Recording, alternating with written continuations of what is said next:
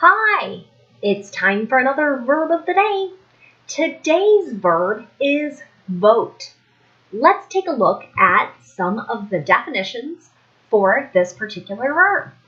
The first and most common way to use this verb is to mean to give or register a vote.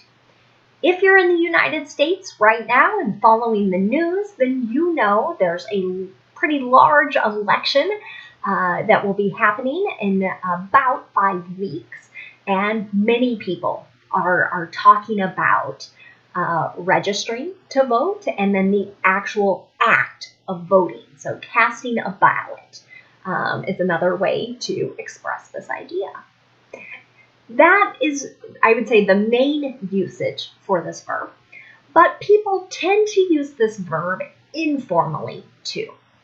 And if they're doing that, then the meaning here is really to express a wish to follow a particular course of action. So I don't know if this has ever happened with your family or friends, but you're trying to make plans. What should we do?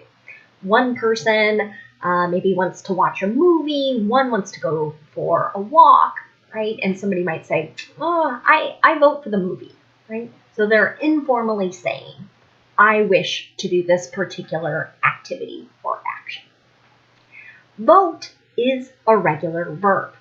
To make the progressive tense, we need to drop the E and then add ing to form voting. The past tense and participle forms of this verb are made by adding D, just because this verb already ends in an E. The verb vote ends with a t sound. Hopefully you can hear that. So the ed, the past and participle forms, are going to make an id sound. Voted.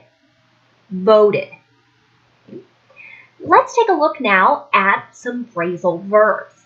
You can probably tell from the top of my screen that I have a number of phrasal verbs for us to look at today. So I always worry that these videos go on way too long, but I keep thinking of different ways we might hear a particular verb or word used. So we won't do other verb tense practice, but I'll try and point out what we're looking at in our example sentences today. So the first phrasal verb we're going to look at is vote against. This can have two different meanings, right? And this, the two different meanings are going to connect back to the two main definitions or usages for this particular verb. So the first, vote against, could mean to cast a ballot in opposition to someone or something. Opposition could be a new word. Maybe you've heard oppose. Many people define that as being against something. Okay? So let's look at the example sentence and then we'll talk about what it means.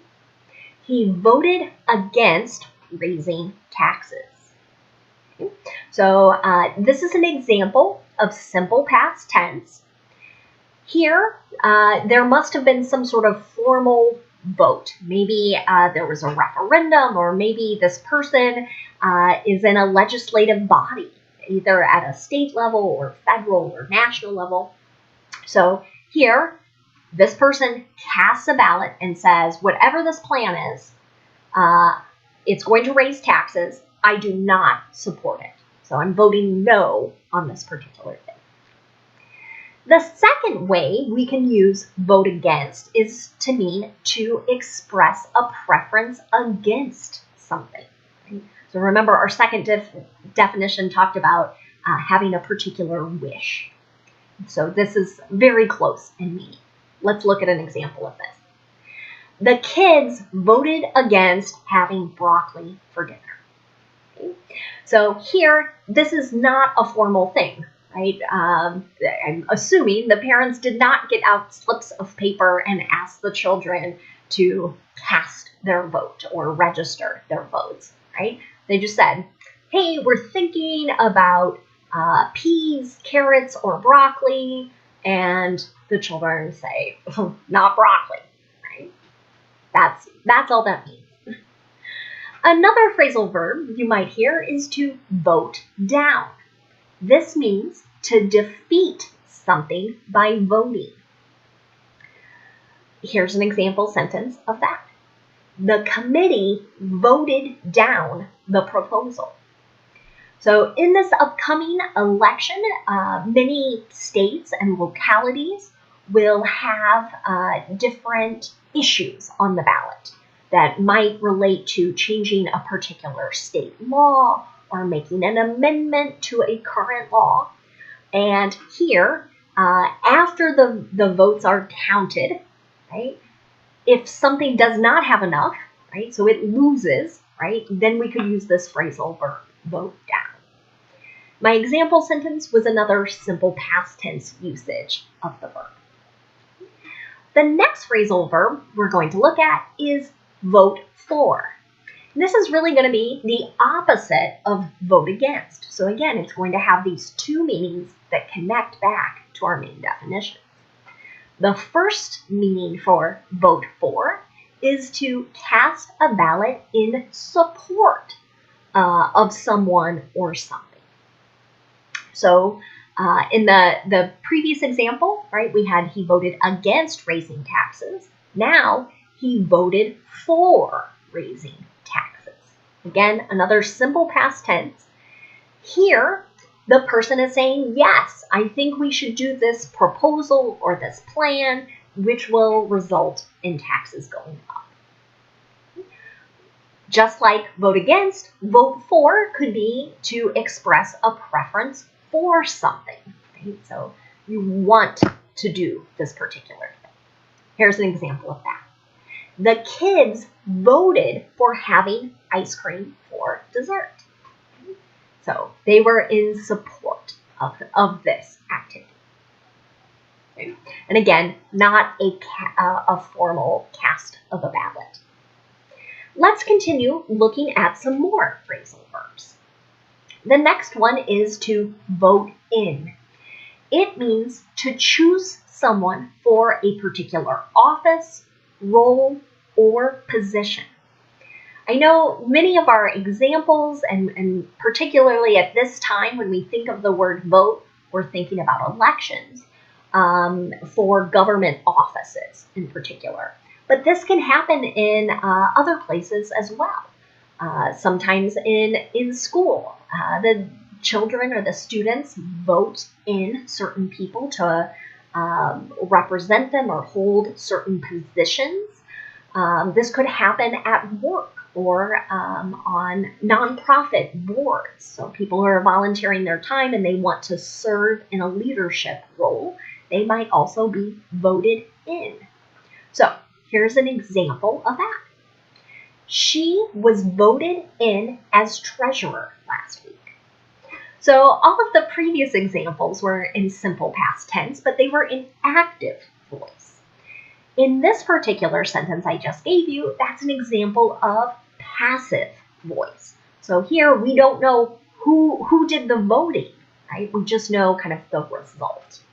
And I would say it's pretty typical to hear passive voice used with this particular phrasal verb. The next phrasal verb we'll take a look at is to vote on.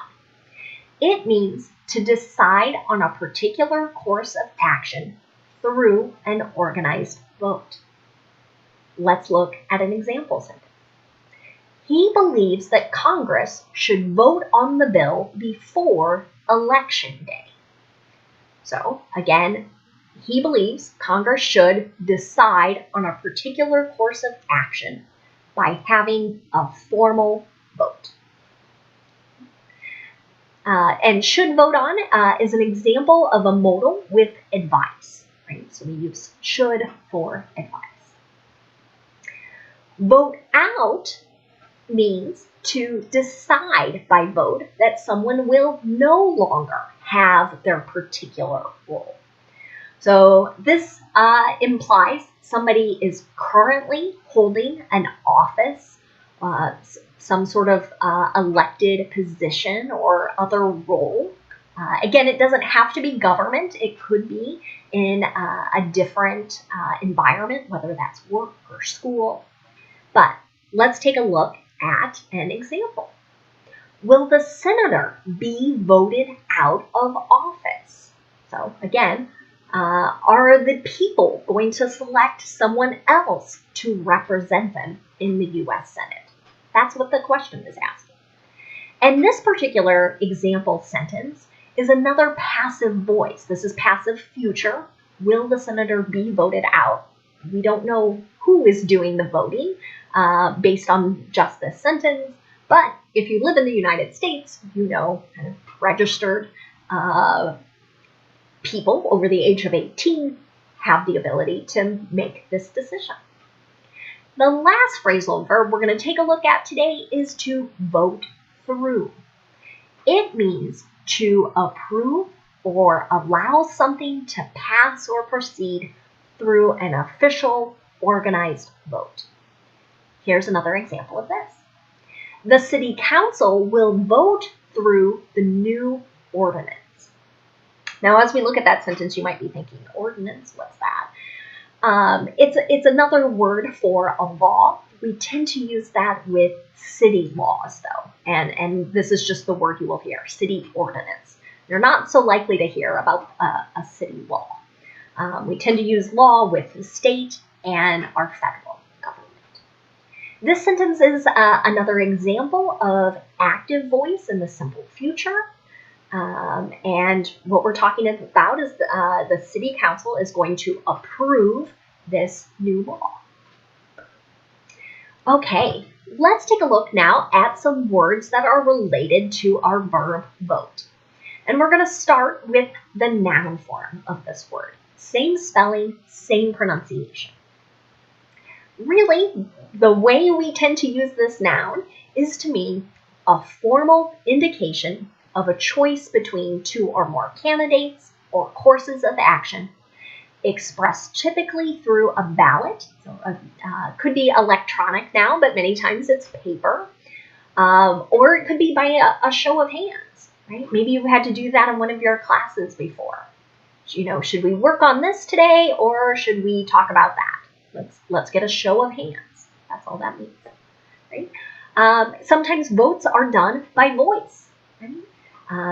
If you've ever heard of all those in favor, say aye, right? And then maybe they say aye or nay, meaning no. If you're against something, that's also all connected here. So let's take a look at the noun form of vote in a sentence. Will Congress put the next pandemic relief bill to a vote before November 3rd? So here we're asking, will there be a formal indication of a course of action? Right? So if we, Congress is, sometimes they will, I think, will vote by voice, usually on quick things. This would likely be done more. I think they have buttons, too, where they can push and register their vote. It doesn't always have to be on a piece of paper. Voter is our next related word. It's a noun. It's a person who votes or who has the right to vote at an election. So, in my example sentence here, I'm going to connect to yesterday's verb. We're going to use the adjective registered. Right? So someone who is entered officially on a list.